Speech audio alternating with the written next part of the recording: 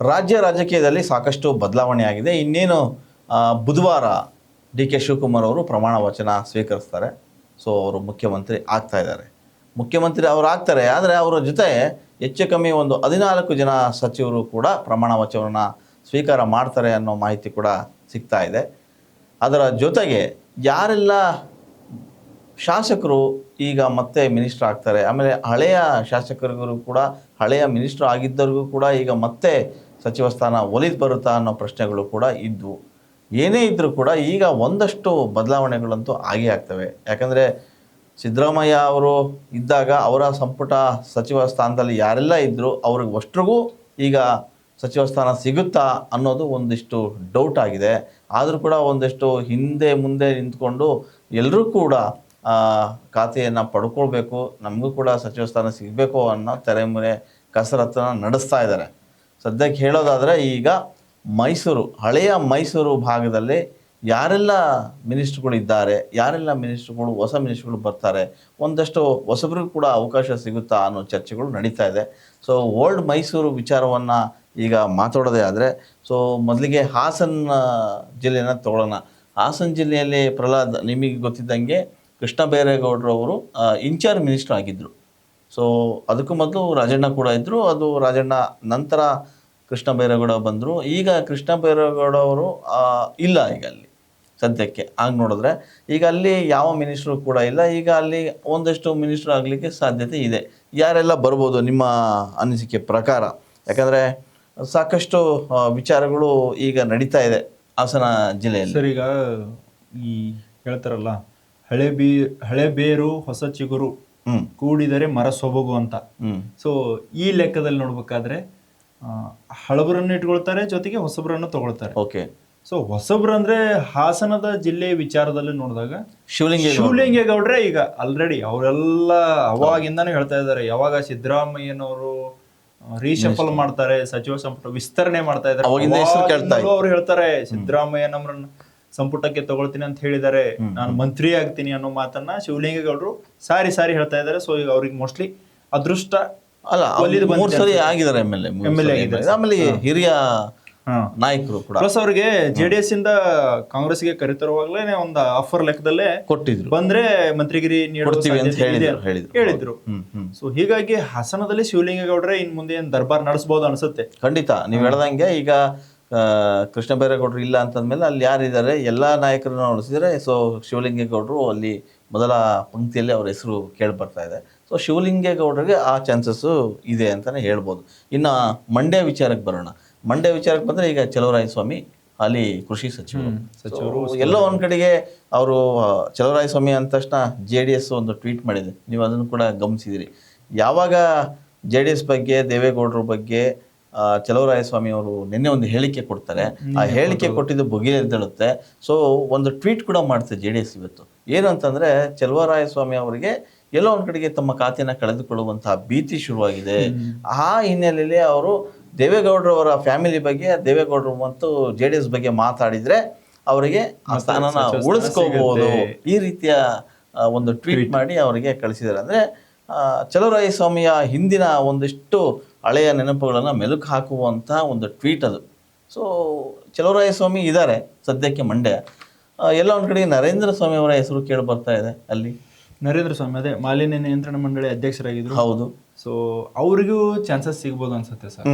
ಯಾಕಂದ್ರೆ ಜಿಲ್ಲಾವಾರು ನೋಡ್ಬೇಕಾದ್ರೆ ಈಗಾಗಲೇ ಚಲುವರಾಯಸ್ವಾಮಿ ಅವರು ಅಧಿಕಾರದಲ್ಲಿದ್ರು, ಜಿಲ್ಲಾ ಉಸ್ತುವಾರಿ ಸಚಿವರಾಗಿದ್ರು. ಅವ್ರಿಗೆ ಇನ್ನೂ ಆದ್ರೂ ಒಂದು ಕಾನ್ಫಿಡೆಂಟ್ ಇದೆ, DK ಶಿವಕುಮಾರ್ ಅವರು ನನ್ನನ್ನು ಕಂಟಿನ್ಯೂ ಮಾಡ್ತಾರೆ ಅನ್ನೋದು. ಖಾತೆ ಬೇರೆ ಏನಾದ್ರೂ ಕೊಡ್ಬೋದು, ನನ್ನನ್ನು ಕಂಟಿನ್ಯೂ ಮಾಡ್ತಾರೆ ಅನ್ನೋದು ಚಲುವರಾಯಸ್ವಾಮಿ ಅವರಲ್ಲಿ ಆತ್ಮವಿಶ್ವಾಸ ಇದೆ. ನಾವು ನಿನ್ನೆ ನೋಡಿದ್ವಿ ಚಲುವರಾಯಸ್ವಾಮಿ ಅವರಲ್ಲಿ ಯಾವುದೇ ಭೀತಿ ಕಂಡು ಬರ್ಲಿಲ್ಲ ನಮಗೆ. ಸಚಿವ ಸ್ಥಾನ ಹೋಗುತ್ತೆ, ನಾನು ಇನ್ನೇನ್ ಮಾಡ್ಬೇಕು ಅನ್ನೋ ಒಂದು ಅವ್ರ ಮುಖದಲ್ಲಿ ಏನೋ ಆ ತರದ ಭಾವ, ಲಾಬಿ ನಡೆಸಬೇಕು ಅನ್ನೋ ಅವಶ್ಯಕತೆ ಇಲ್ಲ ಅನ್ಸುತ್ತೆ ಸರ್. ಯಾಕಂದ್ರೆ ಅವರು ಮೊದಲಿಂದ ಸ್ವಲ್ಪ DK ಶಿವಕುಮಾರ್ ಫೇವರ್ ಆಗಿಯೇ ಸ್ವಲ್ಪ ಅವರು ಬ್ಯಾಲೆನ್ಸ್ ಆಗಿದ್ರು.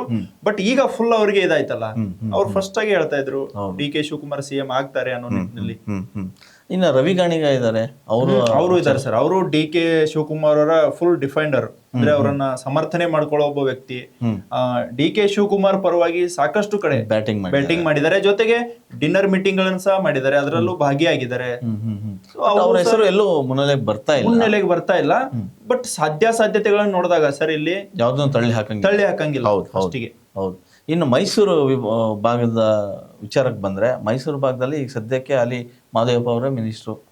ಸೊ ಈಗ ಒಂದು ಮಾಹಿತಿ ಪ್ರಕಾರ ಯತೀಂದ್ರ ಅವರ ಹೆಸರು ಕೂಡ ಓಡ್ತಾ ಇದೆ. ಅಂದ್ರೆ DCM ಆಗ್ತಾರೆ ಅಥವಾ ಮಿನಿಸ್ಟರ್ ಆಗ್ತಾರೆ, ವಾಟ್ ಎವರ್, ಆದ್ರೆ ಅವರ ಹೆಸರು ಕೂಡ ಈಗ ಮುನ್ನೆಲೆಗೆ ಬರ್ತಾ ಇದೆ.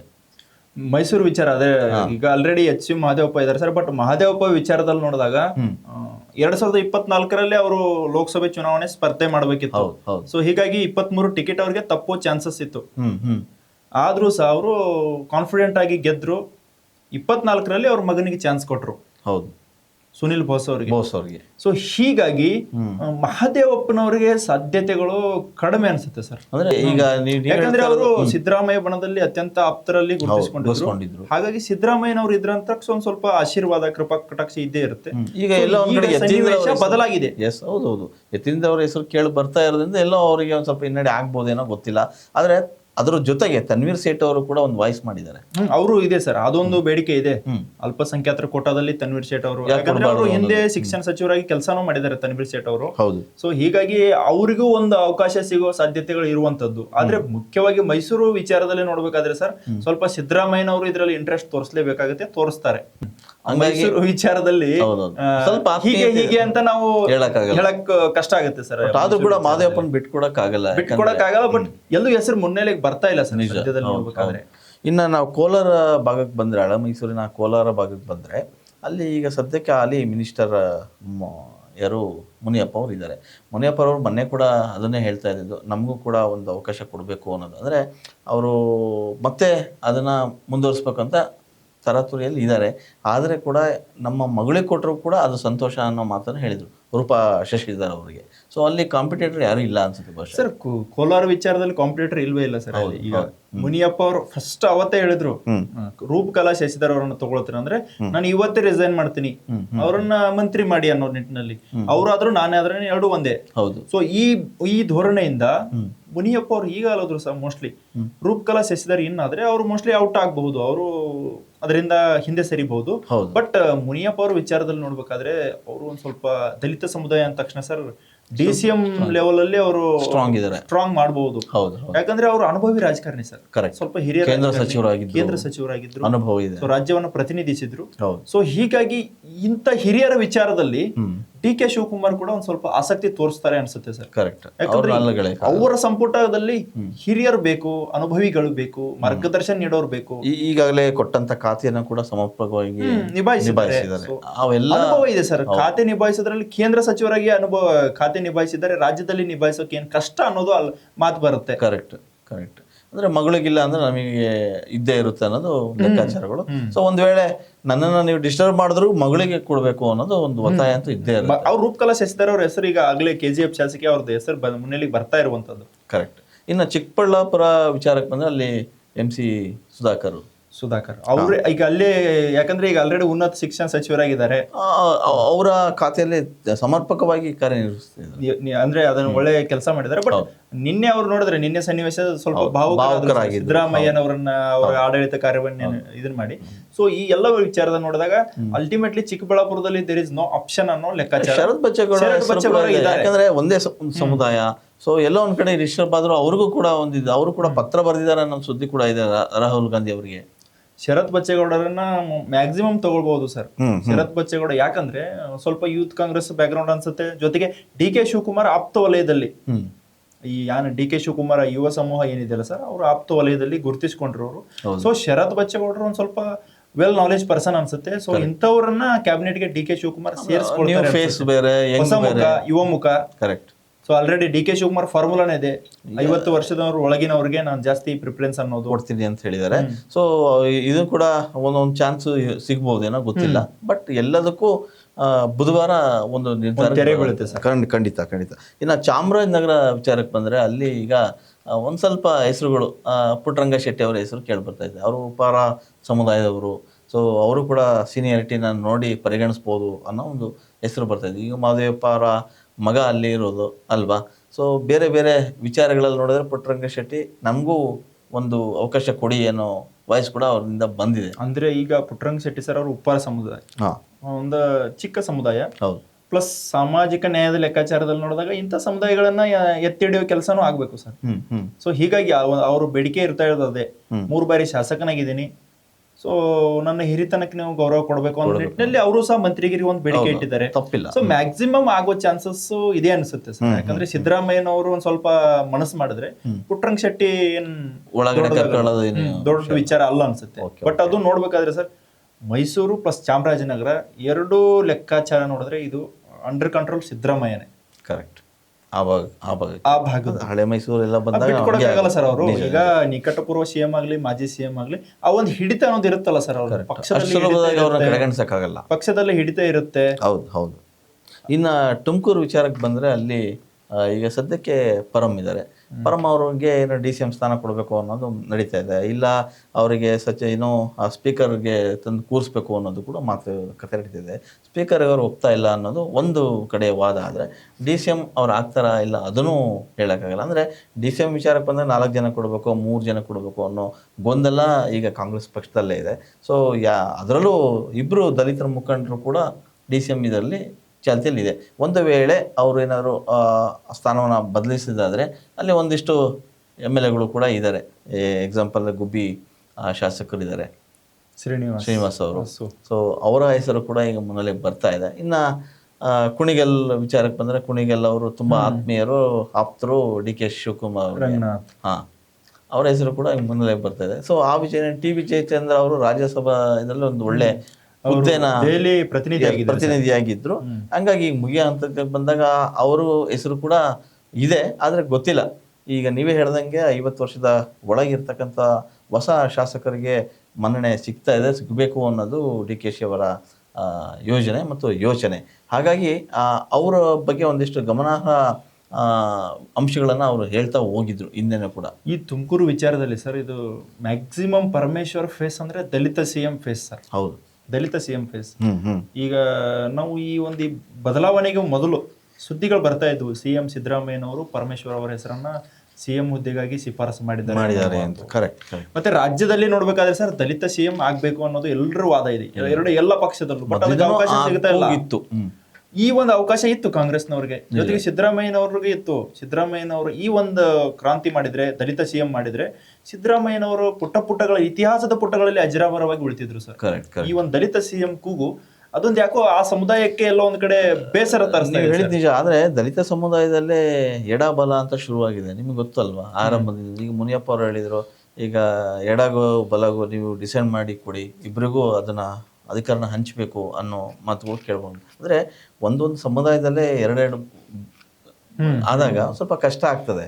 ಸೊ ರಾಜ್ಯದ ವಿಚಾರದಲ್ಲಿ ನೋಡಿದಾಗ ದಲಿತ CM ಆಗ್ಬೇಕು ಸರ್, ಒಂದ್ಸರಿ ಆದ್ರೂ ಆಗ್ಬೇಕು.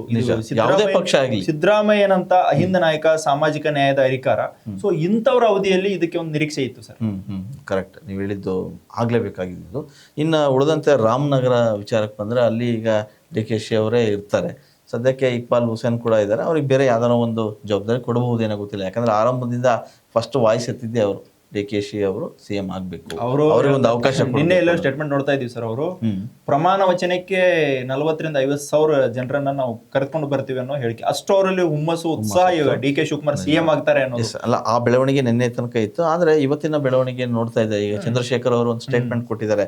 ಸೊ ಸರಳವಾಗಿ ಮಾಡಬೇಕು ಅನ್ನೋದು, ಯಾಕಂದ್ರೆ ಯಾವುದೇ ಗದ್ದಲ ಗಲಾಟೆ ಇಲ್ದಂಗೆ ಸರಳವಾಗಿ ಪ್ರಮಾಣ ವಚನ ಆಗುತ್ತೆ.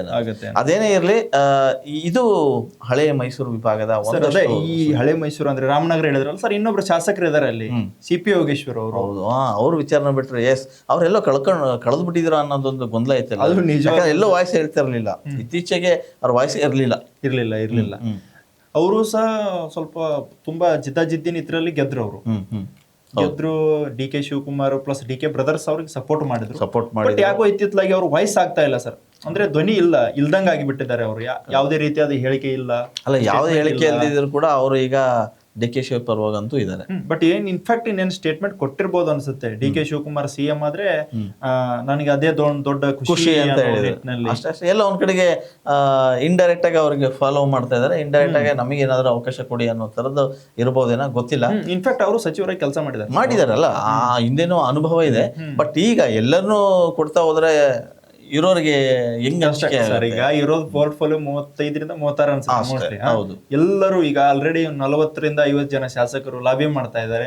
ಸೊ ಯಾರಿಗೆ ಕೊಡ್ಬೇಕು ಸರ್? ಈಗ ಈ ಸಚಿವ ಸಂಪುಟ ವಿಸ್ತರಣೆ ವಿಚಾರದಲ್ಲಿ ಒಂದು ಜಿಲ್ಲಾವಾರು ನೋಡ್ಬೇಕು, ಕರೆಕ್ಟ್, ಪ್ರಾಂತವಾರು, ಜಿಲ್ಲಾವಾರು, ಜೊತೆಗೆ ಜಾತಿವಾರು, ಸಮುದಾಯವಾರು, ಅದೆಲ್ಲ ನೋಡ್ಬೇಕು. ಅನುಭವ, ಹಿರಿತನ ಇವೆಲ್ಲ ಬರ್ತಾವ ನಿಜ, ಫ್ಯಾಕ್ಟರ್ ಬರ್ತಾವ. ಒಂದಂತೂ ನಿಜ. ಇದು ಮೊನ್ನೆ ನಾವು ಮಾತಾಡ್ದಂಗೆ ಡಿ ಕೆ ಶಿ ಅವರು ಸಿಎಂ ಆದಾಗ ಅವರ ಮುಂದೆ ಇರತಕ್ಕಂಥ ಸವಾಲುಗಳು ಸುಲಭವಾಗಿರಲ್ಲ, ದೊಡ್ಡ ಸವಾಲು ಇರುತ್ತೆ, ಅದನ್ನ ಎದುರಿಸ್ಬೇಕು. ಮೊದಲನೇದಾಗಿ ರಾಜ್ಯದ ಸಮಸ್ಯೆಗಳನ್ನ ಎದುರಿಸೋದಕ್ಕಿಂತ ಮೊದಲು ಅವರ ಪಕ್ಷದಲ್ಲಿ ಇರ್ತಕ್ಕಂಥ ಸಮಸ್ಯೆ, ಈ ಥರದ ಗೊಂದಲಗಳನ್ನು ನಿವಾರಣೆ ಮಾಡಬೇಕು. ಆ ನಿಟ್ಟಿನಲ್ಲಿ ಡಿ ಕೆ ಶಿ ಅವರು ಫಸ್ಟ್ ಸ್ಟೆಪ್ ತಗೋಬೇಕು. ಗೊಂದಲದ ವಿಚಾರ ಅಂದ್ರಲ್ಲ ಸರ್ ನೀವು, ನಿನ್ನೆ ಸಿದ್ದರಾಮಯ್ಯನವರು ದೆಹಲಿಗೆ ಹೋಗಿದ್ರಲ್ಲ, ಅವರು ಅಲ್ಲಿ ಒಂದು ಪ್ರಪೋಸಲ್ ಇಟ್ರಂತೆ, ಸರ್ಕಾರ ಪ್ಲಸ್ ಪಕ್ಷದ ನಡುವೆ ಒಂದು ಸಮನ್ವಯತೆ ಕಾಪಾಡಲು ಸಮನ್ವಯ ಸಮಿತಿ ರಚನೆ ಮಾಡಿ ಅಂತ ಹೈಕಮಾಂಡ್ ಹತ್ರ ಒಂದು ಪ್ರಪೋಸಲ್ ಇಟ್ರಂತೆ, ಒಂದು ಬೇಡಿಕೆ. ಹೈಕಮಾಂಡ್ ಇದನ್ನ ತಿರಸ್ಕರಿಸಿದೆ ಅನ್ನೋ ಮಾಹಿತಿ.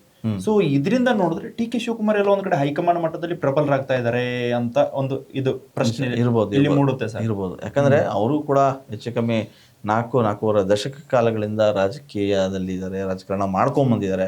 ಸೊ ಎಲ್ಲವನ್ನು ಹೇಗೆಲ್ಲ ನಿಭಾಯಿಸ್ಬೇಕು ಅನ್ನೋದು ಅವ್ರಿಗೆ ಗೊತ್ತು. ಅದಕ್ಕೆ ಅವರಿಗೆ ಟ್ರಬಲ್ ಶೂಟರ್ ಅಂತಾನು ಕರೆದಿದ್ದಾರೆ. ಎನಿವೆ, ಏನೇ ಇದ್ರೂ ಕೂಡ ಇದು ಹಳೆ ಮೈಸೂರು ವಿಭಾಗದಲ್ಲಿ ಯಾವ ಜಿಲ್ಲೆಯ ಯಾವ ಶಾಸಕರು, ಯಾವ ಸಚಿವರು ಈಗ ಸಚಿವರು ಆಗಬೇಕು ಅನ್ನೋ ಆತುರದಲ್ಲಿದ್ದಾರೆ, ಅವ್ರನ್ನ ಏನೋ ಆ ಖಾತೆಯನ್ನು ಪಡೆದುಕೋಬೇಕು ಅಂತೇಳಿ ಒಂದಿಷ್ಟು ಕಸರತ್ತು ನಡೆಸ್ತಾ ಇದ್ದಾರೆ ಅನ್ನೋ ಒಂದು ಸಣ್ಣ ಸುದ್ದಿ. ಮುಂದಿನ ದಿನಗಳಲ್ಲಿ ಇದು ಒಂದಿಷ್ಟು ಬದಲಾವಣೆ ಆದರೂ ಆಗ್ಬೋದು. ಆ ಬದಲಾವಣೆಗಾಗಿ ಒಂದಿಷ್ಟು ನೀವು ಕೂಡ ಕಾಯ್ತಾ ಇರಿ. ಹೆಚ್ಚಿನ ವಿಡಿಯೋಗಳಿಗೆ ಪ್ರತಿಧ್ವನಿ ಯೂಟ್ಯೂಬ್ ಚಾನೆಲ್ ಸಬ್ಸ್ಕ್ರೈಬ್ ಮಾಡಿ, ಬೆಲ್ ಐಕಾನ್ ಕ್ಲಿಕ್ ಮಾಡಿ.